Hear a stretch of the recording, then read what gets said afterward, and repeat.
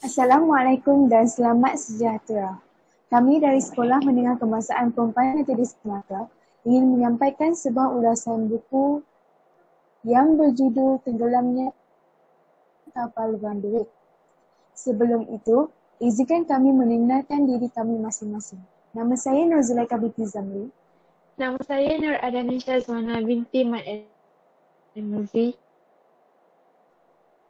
Nama saya Chong Chu Xuan. Nama saya Harshini, anak perempuan Lechmi Shankar. Nama saya Nur Hazira binti Zulkifli. Nama saya Kamali Jawan. Nama saya Nur Farisha Erika binti Nur Azian. Dan nama saya Pritiba, anak perempuan Wiswanathan.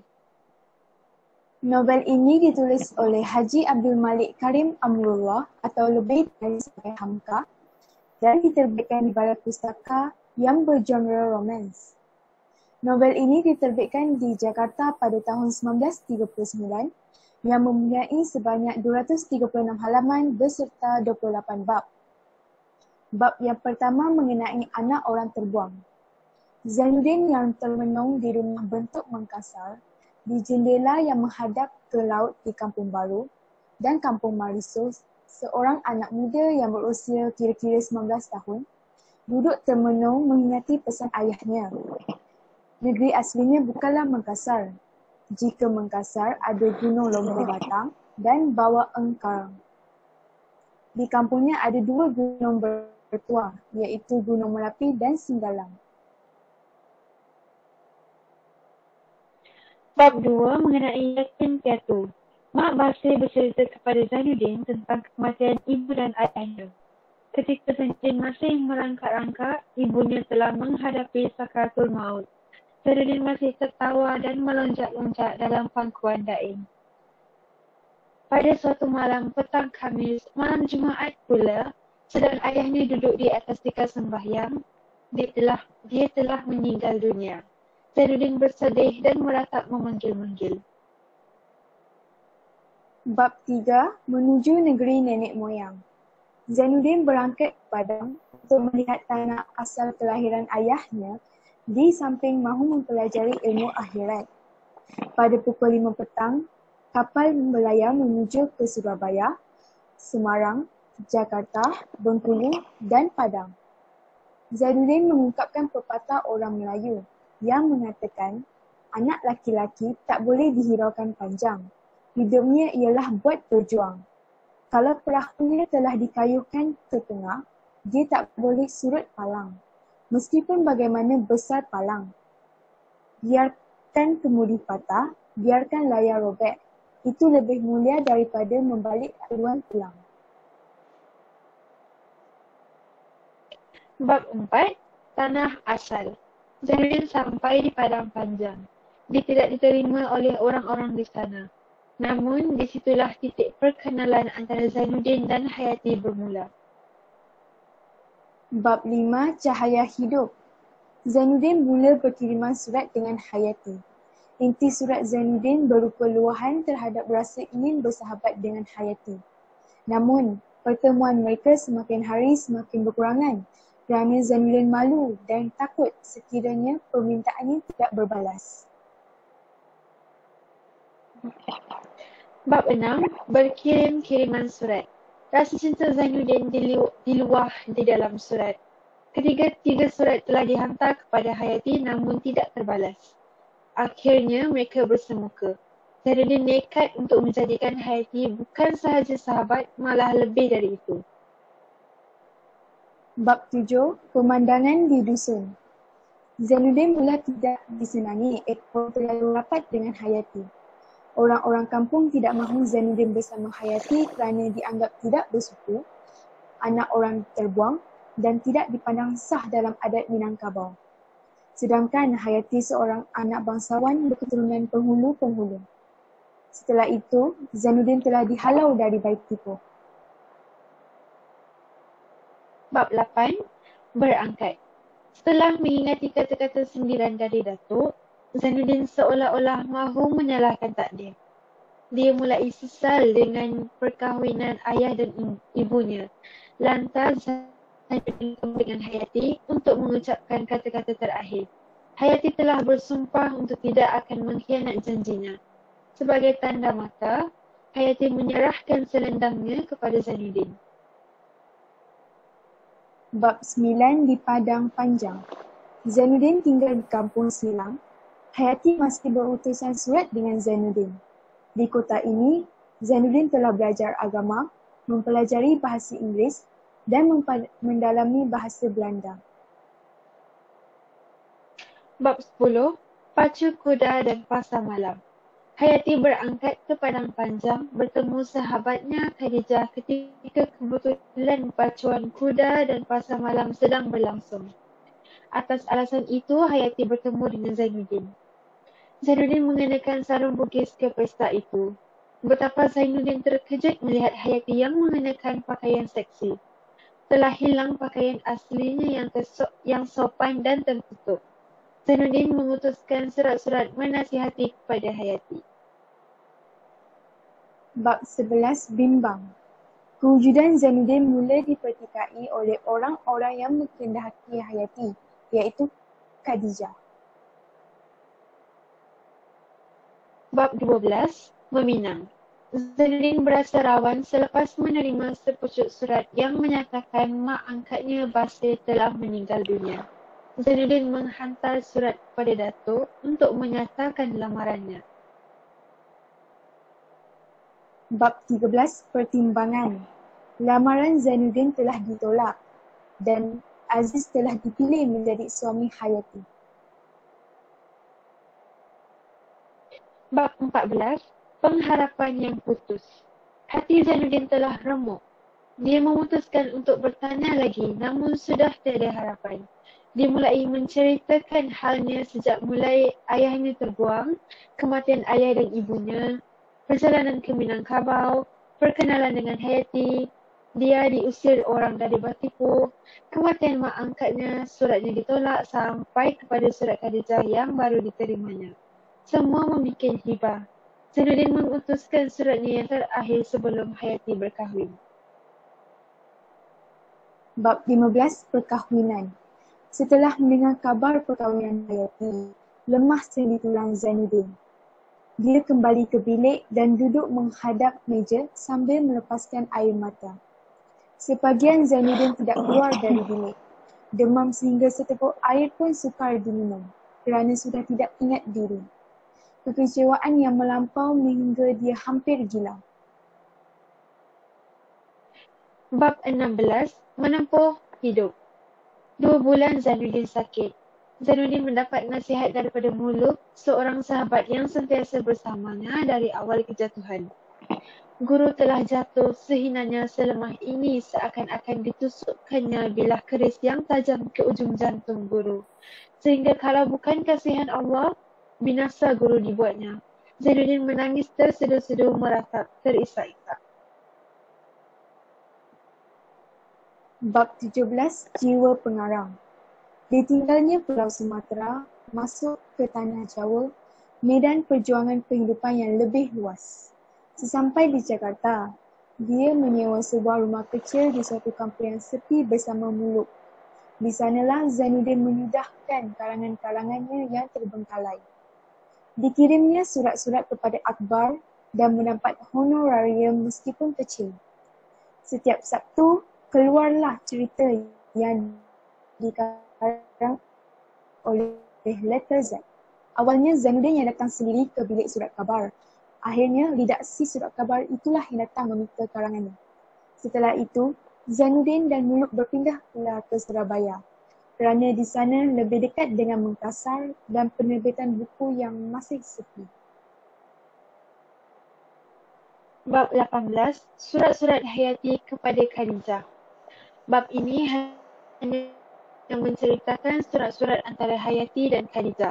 Namun Hayati banyak menceritakan mengenai penulis buku terusir yang seakan-akan Zainuddin. Bab 19 Kelab Anak Sumatera. Pementasan berbalik pulang telah diadakan di gedung kelab.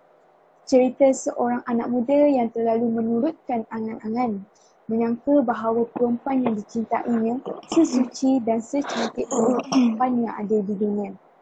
Selesai pementasan, keluarlah pengarang cerita tersebut iaitu Zack. Tuan Syabir dari tonel, dia turun ke bawah diiringi pemain-pemain dan pengurus. Zainuddin telah menukar namanya kepada Syabir.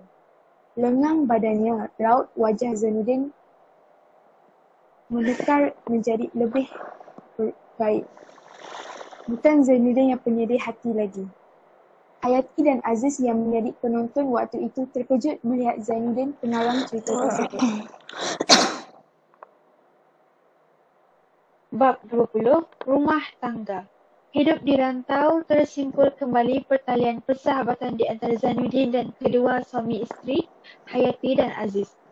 Hubungan Zainuddin dan Hayati hanya terbatas sebagai seorang sahabat yang membantu sahabatnya di rantau asing sehingga pernah 2 kali Zainuddin ziarah ke rumah Hayati. Kebetulan Aziz tiada di rumah. Dianggukkannya kepala kepada Hayati tetapi dia tidak masuk. Hanya berjanji akan datang kelak bila Aziz telah kembali. Bab 21, Hati Zainuddin. Zainuddin telah masyhur di Surabaya dan menjalar ke seluruh Indonesia. Pengarang muda yang pandai bercerita tentang nasib orang-orang sengsara, walhal hidupnya tiap hari gembira. Kadang-kadang apabila Zainuddin sedang menulis, dia banyak berenung. Sekali-kali diambilnya biola, dilagukannya lagu-lagu sedih dan menyanyi melayan hati rawan. Pergaulan Hayati dan Aziz bermula. Aziz banyak berhutang, berjoli dan akhirnya diberhentikan kerja. Sudah 2-3 kali Aziz meminjam wang daripada Zainuddin dan akhirnya mereka terpaksa tinggal di rumah Zainuddin. Bab 22, Dekat tapi berjauhan.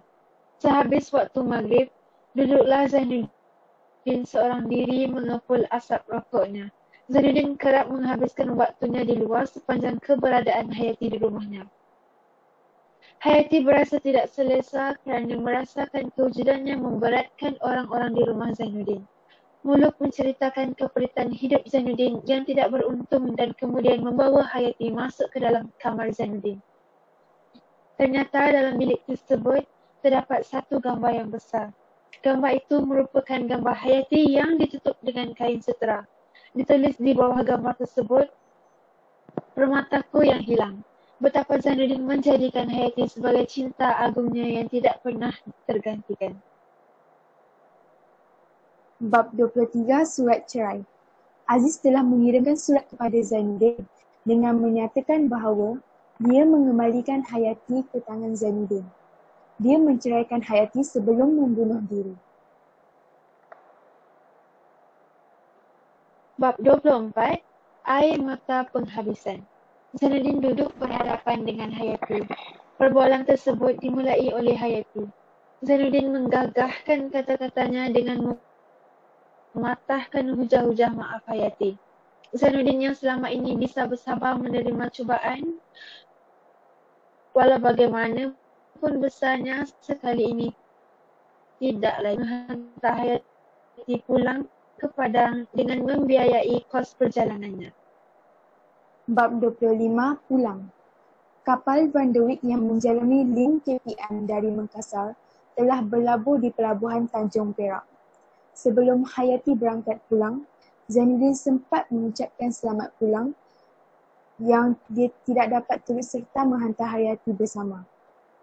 Hayati berlayar seorang diri dan sempat mengirimkan sepucuk surat kepada Muluk untuk diberikan kepada Zainuddin. Bab 26, Surat Hayati yang Penghabisan. Zainuddin masuk ke dalam rumah sekembalinya dari Malang. Dengan wajah yang muram dan terus ke kamar tulisnya, Muluk menyampaikan surat Hayati kepada Zainuddin. Zainuddin menyatakan kekesalannya melepaskan Hayati pergi. Hidupnya tidak akan tenteram kalau tidak di samping Hayati. Zainuddin mengambil keputusan untuk berangkat ke pelabuhan Tanjung Perak untuk menjemput kembali Hayati. Setelah itu, kebetulan surat khabar telah sampai dengan tajuk utama kapal Van der Wijk tenggelam. Zainuddin dan Muluk bergegas ke rumah sakit. Hayati sedang berbaring dengan kepala dan kakinya penuh perban. Zainuddin mendekati Hayati yang tersedar lemah sambil memeluk meratap. Hayati tidak dapat bertahan lama dan menghembuskan nafas terakhirnya dengan ucapan kalimah syahadah. Zainuddin tidak dapat menahan air matanya. Dia menyiarap laksana seorang budak mencium tangan penghulunya. Kemudian dibarutnya kening mayat itu dan diciumnya bibi yang pucat. Setelah itu, dia jatuh pingsan. Bab 27 Sepeninggalan Hayati. Jenazah Hayati telah dibawa ke Surabaya. Zainuddin sentiasa duduk dalam bilik tulisnya dan termenung segala pusaka yang penuh kenangan indah. Sebulan dua, Zainuddin hampir tiap hari menziarahi kubur Hayati. Zainuddin kembali mengarang dan menyusun hikayat yang isinya lebih mendalam dan meresap dari yang dahulu. Bab 28, Penutup. Setahun kemudian, Zainuddin wafat dengan meninggalkan satu tulisan akhir di atas mejanya. Dan akan tercapai juga kemuliaan bangsaku, persatuan tanah airku, hilang perasaan perbedaan dan kebencian, dan tercapai keadilan dan bahagia. Secara tuntasnya, setelah membaca kesemua bab yang terdapat dalam novel Tenggelamnya Kapal Vanderwyk ini, menunjukkan bahawa watak utama dalam novel ini diperlihatkan oleh pengarang hampir setiap bab. Adapun pada bab 18, watak utama cuma digambarkan dalam bentuk kiriman surat di antara Hayati dan Khadijah. Oleh itu, dengan menyorot rentetan peristiwa mengikut bab yang berkaitan dengan pergerakan watak utama, pembaca dapat mengikut plot yang berkaitan dengan perkembangan watak utama dalam novel ini. Lebih-lebih lagi, pengarang telah memaparkan kebangkitan seorang pemuda dari jatuh sehingga bangunnya. Penyusunan dari awal cerita sehingga akhir meletakkan kekuatan watak utama untuk diketengahkan dan dijadikan inspirasi oleh para pembaca. Chong Shi Xuan, bolehkah awak memberitahu tema yang terdapat dalam novel ini? Novel Tenggelamnya Kapal Vanderwyk bertemakan cinta yang sejati, tulus dan setia antara dua insan, tetapi cinta mereka dihalang kerana tradisi adat Minangkabau yang begitu terikat. Contohnya, Hayati terpaksa taat dengan arahan Tok Penghulu, iaitu ketua adat dan merupakan bapa saudara Hayati, untuk melupakan cintanya terhadap Zainuddin dan berkahwin dengan Aziz. Hal ini demikian kerana Zainuddin berdarah kacukan Bugis. Selain itu, Zainuddin tetap setia menunggu cinta daripada Hayati ketika dia terpaksa menuntut ilmu ke tempat lain selain Padang Panjang, walaupun dia tertipu dengan perjanjian Hayati yang ingin menjadi isterinya. Contohnya, Zainuddin masih mengingati Hayati walaupun jasad Hayati tiada di sisinya. Terima kasih, Chong.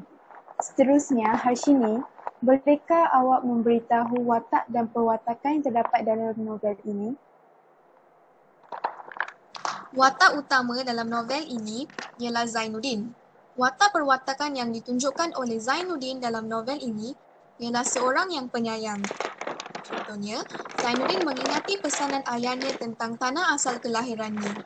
Zainuddin juga menyayangi Hayati dengan sepenuh hatinya dan sanggup membantu Hayati apabila dia berada dalam kesusahan. Zainuddin juga mengirimkan surat kepada Mak Basir, mak angkatnya, setelah dia menetap di kampung Silaing. Dia tidak melupakan jasa dan kasih sayang Mak Basir terhadapnya. Seterusnya, Zainuddin dapat menyesuaikan diri di kampung Silaing dan cepat mempelajari bahasa Inggeris dan bahasa Belanda. Zainuddin juga bijak menguruskan strategi dalam pekerjaannya sehingga menjadi terkenal di seluruh Indonesia. Watak perwatakan ini menunjukkan Zainuddin ialah seorang yang bijak. Zainuddin juga merupakan seorang yang gigih berusaha. Buktinya, Zainuddin berjaya memulakan pekerjaannya walaupun mempunyai banyak halangan dari segi kemampuan dan emosinya pada awal. Zainuddin juga merupakan seorang yang baik hati. Tamsilnya, Zainuddin memberikan bantuan kepada Aziz dan Hayati yang jatuh muflis dengan memberikan kebenaran kepada mereka untuk tinggal bersamanya. Zainuddin juga merupakan seorang yang pendendam. Buktinya, Zainuddin semakin berkurangan berkiriman surat dengan Hayati kerana Zainuddin berasa malu serta takut jika permintaan tentang luaran hatinya tidak berbalas. Watak sampingan yang terdapat dalam novel ini ialah Hayati. Hayati merupakan seorang yang penyabar. Buktinya, Hayati berjanji kepada Zainuddin bahawa dia akan sabar menunggu kepulangan Zainuddin. Hayati juga merupakan seorang yang mudah dipengaruhi. Contohnya, Hayati bersetuju untuk memakai pakaian moden dan melepaskan rambutnya walaupun bertentangan dengan adat negerinya atas pujukan sahabatnya Khatijah. Hayati juga bersetuju untuk berkahwin dengan Aziz walaupun masih mencintai Zainuddin atas rayuan, pujukan dan permintaan orang kampungnya. Hayati juga merupakan seorang yang insaf atas kesalahannya. Tamsilnya, Hayati insaf atas kesalahannya terhadap Zainuddin dan meminta maaf kepada Zainuddin kerana memungkiri janjinya untuk menunggu kepulangan Zainuddin. Watak sampingan yang lain terdapat dalam novel ini ialah Aziz. Aziz merupakan seorang yang kasar. Contohnya, Aziz menggunakan bahasa yang kasar dan bertindak kasar terhadap isterinya Hayati apabila mendapati Hayati membaca novel yang ditulis oleh Zainuddin. Aziz juga merupakan seorang yang tidak bertanggungjawab. Buktinya, Aziz yang bekerja di Padang akan pergi ke tempat hiburan, berjudi, melepaskan nafsu mudanya dan berfoya-foya dengan perempuan lain. Aziz juga merupakan seorang yang mudah berputus asa. Tamsilnya, Aziz mengambil keputusan untuk menamatkan kehidupannya apabila tidak dapat pekerjaan untuk satu tempoh yang panjang selepas jatuh muflis. Di samping itu, watak sampingan yang terdapat dalam novel ini ialah Abang Muluk.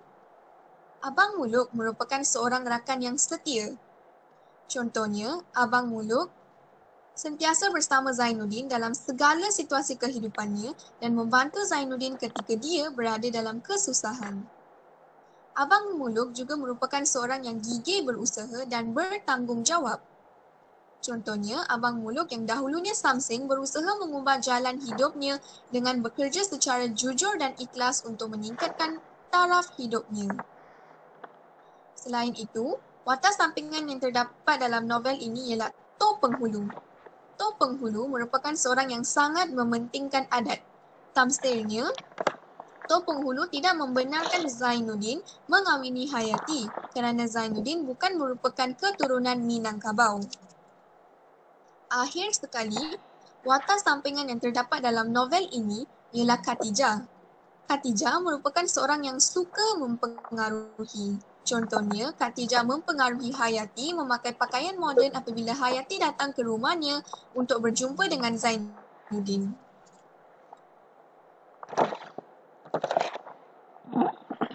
Terima kasih Harshini atas maklumat yang diberikan. Seterusnya, Hazira, bolehkah kamu memberitahu latar tempat, latar masyarakat dan latar masa yang terdapat dalam novel ini?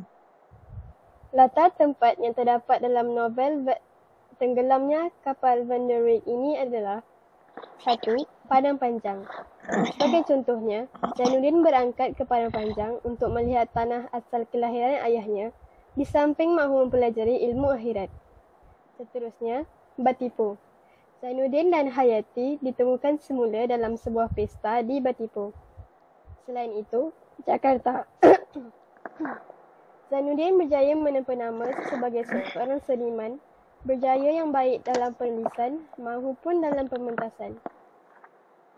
Seterusnya, Surabaya.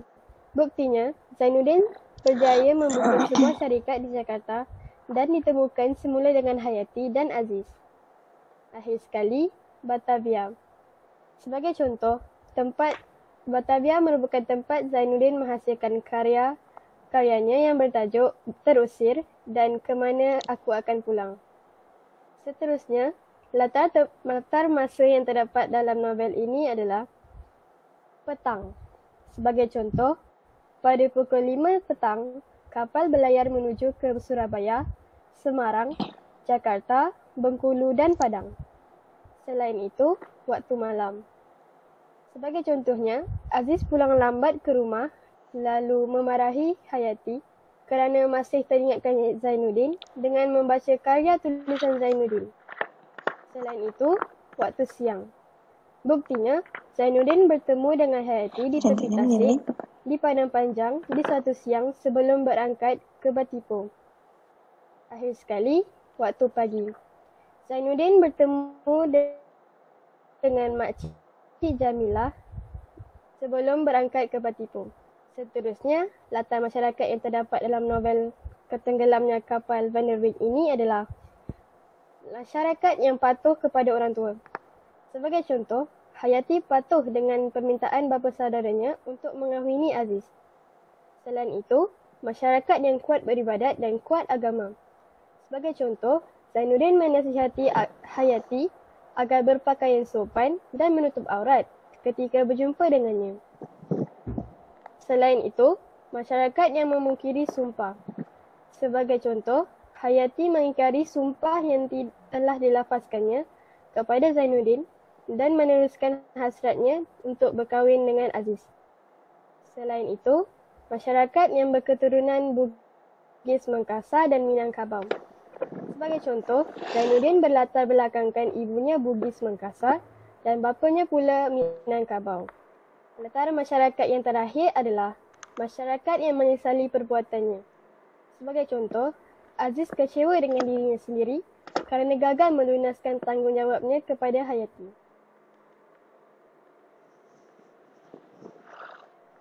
Terima kasih Hazira atas maklumat yang sangat jelas. Seterusnya, Carmen, bolehkah kamu memberitahu teknik plot serta gaya bahasa yang terdapat dalam novel ini? Teknik plot yang ada dalam novel ini ialah teknik pemerian.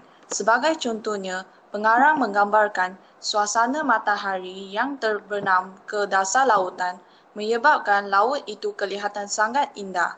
Contoh teknik pemerian ini terdapat pada halaman 6. Selain itu, teknik plot yang kedua ialah teknik imbas kembali. Contohnya, Mak Basir iaitu pengasuh Zainuddin menceritakan semula tentang peristiwa ibu Zainuddin yang sakit semasa Zainuddin kecil apabila ditanya oleh Zainuddin. Teknik ini pula dapat dirujuk pada halaman 110. Di samping itu, teknik plot yang seterusnya ialah teknik kejutan.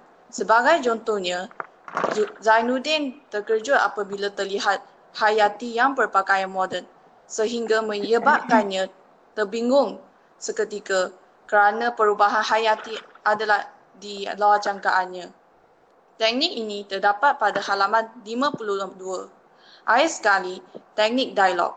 Sebagai contohnya, Hayati meminta maaf kepada Zainuddin akan kesalahannya dan juga meminta untuk memulihkan hubungan antara mereka berdua. Contoh teknik dialog ini terdapat pada halaman 122. Terdapat banyak gaya bahasa dalam novel ini. Antaranya ialah singkop. Contohnya, kalau dia mau, tentu dia akan dikirim ke Minangkabau, tanah tumpah darahnya. Ayat ini terdapat pada halaman 9. Perkataan tak dalam ayat ini menunjukkan unsur singkop. Seterusnya, gaya bahasa yang kedua ialah personifikasi. Contohnya, tentang rumah Hayati sengaja ditengkurkannya kepalanya. Karina sudah putus harapan hendak bertemu. Bunga harum berpagar duri. Yang dari sana penyakitnya. Tetapi di sana pula obatnya. Ayat ini terdapat pada halaman 49. Frasa bunga harum berpagar duri menunjukkan unsur personifikasi. Selain itu, repetisi juga ada dalam novel ini. Contohnya, ke laut nampak kejatuhan menyuntikkan laut. Kelihatan pula argar dari pelabuhan yang ketiga di Indonesia, sesudah Tanjung Perak dan Tanjung Priok. Ayat ini ada dalam halaman 6. Perkataan ini berulang sebanyak 3 kali. Yang terlambat pula, kata ganda juga terdapat dalam novel ini. Contohnya, kadang-kadang pula dia menyandar untung malangnya. Mengapa dia tak dilahirkan dalam kalangan orang Minangkabau? Ayat ini terdapat pada halaman 40. Perkataan kadang-kadang menunjukkan unsur kata ganda. Di samping itu, novel ini juga mempunyai peribahasa. Contohnya, selain selesainya perkahwinan kita, rupanya kita mesti berpisah jauh ini. Kau ke Medan menurutkan suamiku kerana dia makan gaji. Ayat ini terdapat pada halaman 99. Perkataan makan gaji menunjukkan unsur peribahasa. Air sekali bahasa Arab. Contohnya, Pendekar Sultan bersingkeras hendak menggandaikan setumpat sawah untuk membelanjakannya beristeri. Kerana sudah besar dan dewasa belum juga dipanjat injap kabul. Ayat ini terdapat pada halaman 7. Perkataan insta kabul menunjukkan bahasa Arab yang digunakan dalam novel ini. Terima kasih Kamat atas maklumat yang begitu mantap sekali. Seterusnya, Chong, bolehkah kamu memberitahu persoalan yang terdapat dalam novel ini? Novel ini mempunyai banyak persoalan. Antara persoalan dalam novel ini ialah persoalan kekayaan dan adat yang menghalang hubungan cinta sepasang kekasih. Contohnya, Zainuddin dan Aziz bersaing untuk perasaan Hayati, tetapi keluarga Hayati memaksanya untuk berkahwin dengan Aziz. Hal ini demikian kerana Aziz merupakan keturunan Minang semata-mata dan latar belakangnya yang mulia. Mereka memandang rendah terhadap Zainuddin yang miskin dan warisan bercampur-campur. Seterusnya, persoalan kedua yang terdapat dalam novel ini ialah persoalan ketabahan menghadapi cabaran. Contohnya, Hayati tabah menghadapi dugaan hidup bersama suaminya, iaitu Aziz yang jatuh muflis akibat sikapnya yang suka berjudi dan berfoya-foya. Selain itu, ialah persoalan kegigihan untuk mencapai impian.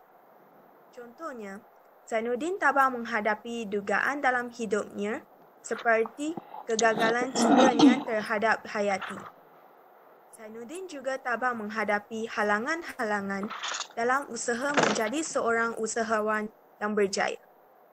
Selain itu, Zainuddin tabah menghadapi kehilangan kedua dan ibu bapanya sejak kecil dan kehilangan pengasuhnya, Mak Basir. Persoalan yang seterusnya ialah persoalan kepatuhan terhadap kata-kata orang tua. Contohnya, Hayati patuh terhadap kata-kata keluarganya untuk berkahwin dengan Aziz yang mempunyai latar belakang yang mulia dan merupakan keturunan Minang semata-mata. Di samping itu, persoalan yang terdapat dalam novel ini ialah persoalan kesetiaan seorang kawan. Contohnya, Muluk memberikan bantuan dan sokongan moral kepada Zainuddin semasa Zainuddin berada dalam kesedihan atas kegagalan cintanya terhadap Hayati. Muluk juga mengubah sikapnya yang suka berjudi dan menjadi pembantu Zainuddin semasa mereka berpindah ke Pulau Jawa. Persoalan yang terakhir ialah persoalan ketaatan terhadap agama.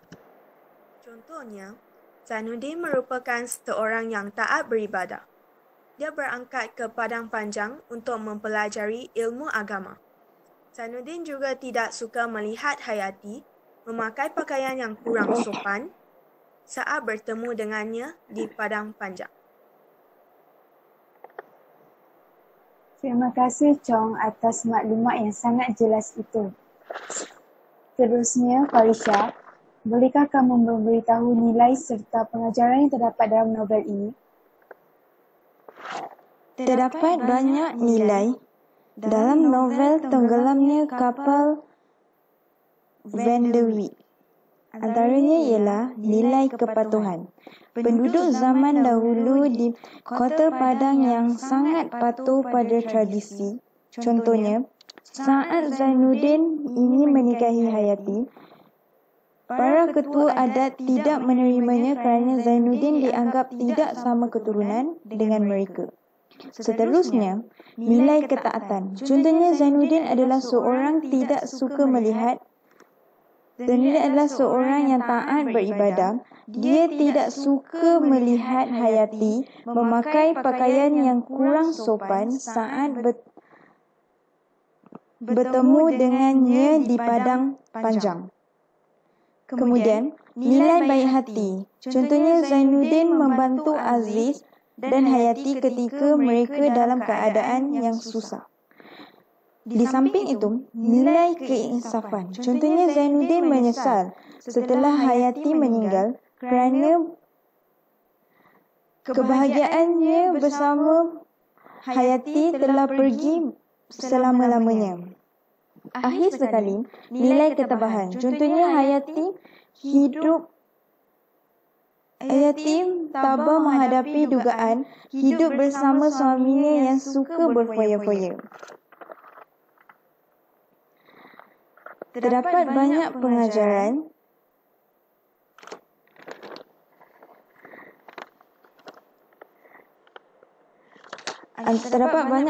dalam novel Tenggelamnya Kapal Van der Wijk. Antaranya ialah kita mestilah sentiasa saling memaafkan agar dapat mengubah masa depan dengan lebih baik. Contohnya, Zainuddin memaafkan Hayati setelah Zainuddin menerima surat daripada Hayati untuk memohon keampunan daripada Zainuddin.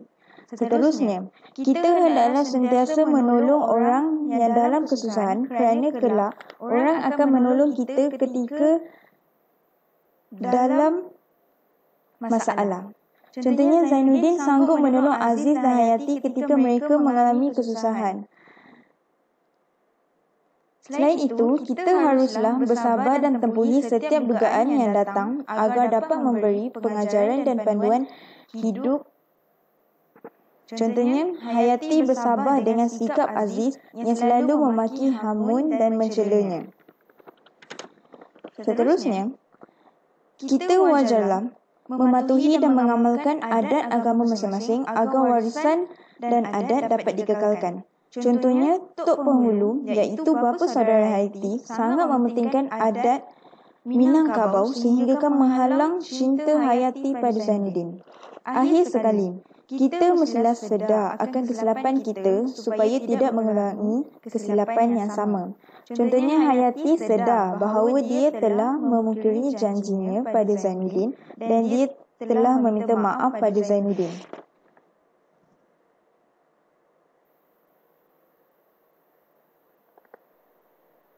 Terima kasih Farisha atas maklumat yang sangat jelas itu.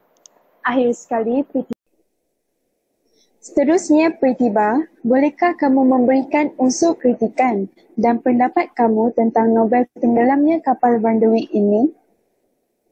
Kelemahan novel ini, penggunaan bahasa yang masih kental dengan bahasa Melayu sehingga tidak mudah difahami. Seterusnya, terdapat banyak perkataan yang tidak mudah mempunyai maksud. Seterusnya, novel ini juga tidak dihabiskan dengan bahagia antara Hayati dengan Zainuddin. Selain itu, Tok Penghulu Hayati mementingkan adatnya dengan terlalu banyak. Justrunya, latar waktu tidak terlalu jejas di dalam novelnya. Akhirnya, novel ini tidak disesuai dibaca oleh kanak-kanak. Kelebihan novel ini ialah, novel ini sangat menyentuh hati seseorang ketika membaca novel itu. Seterusnya, novel ini banyak mengajarkan tentang percintaan yang mulia antara satu sama lain. Selain itu, novel ini mempunyai watak yang kurang di dalam novel tersebut. Oleh itu, pembaca tidak akan keliru untuk mengenal wataknya. Novel ini juga tidak klise seperti cerita-cerita yang lain kerana pengakhiran cerita tersebut tidak seperti apa yang pembaca bayangkan. Justrunya, novel ini menunjukkan nilai pengorbanan. Contohnya, Hayati terpaksa mengorbankan cintanya terhadap Zainuddin dan berkahwin dengan Aziz kerana keluarga Hayati lebih mementingkan adatnya. Akhirnya, Hayati tetap meneruskan komunikasinya dengan Zainuddin walaupun paru-paru Hayatinya masuk air. Pada pendapat saya pula, cerita ini haruslah berakhir dengan suatu cerita yang bahagia antara Hayati dengan Zainuddin. Saya mengharapkan bahawa Hayati dan Zainuddin haruslah menjalani alam perkahwinan tanpa desakan keluarga Hayati pada akhir cerita ini. Selain itu, Hayati juga sepatutnya berpegang dengan keputusan dia untuk berkahwin dengan Zainuddin kerana dia telah janji Zainuddin untuk berkahwinnya. Seterusnya, penulis novel ini juga hanya fokus pada kisah cinta kedua karakter yang ada di dalam novel ini.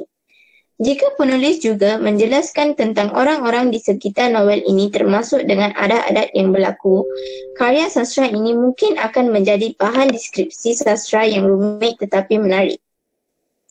Kesimpulannya pula, Hamka menyuruh agar kita manusia menjadi pemaaf dan bersatu menuju hakikat, hidup lalu menentang penjajahan material, duniawi dan hidup merdeka bagai orang bercinta.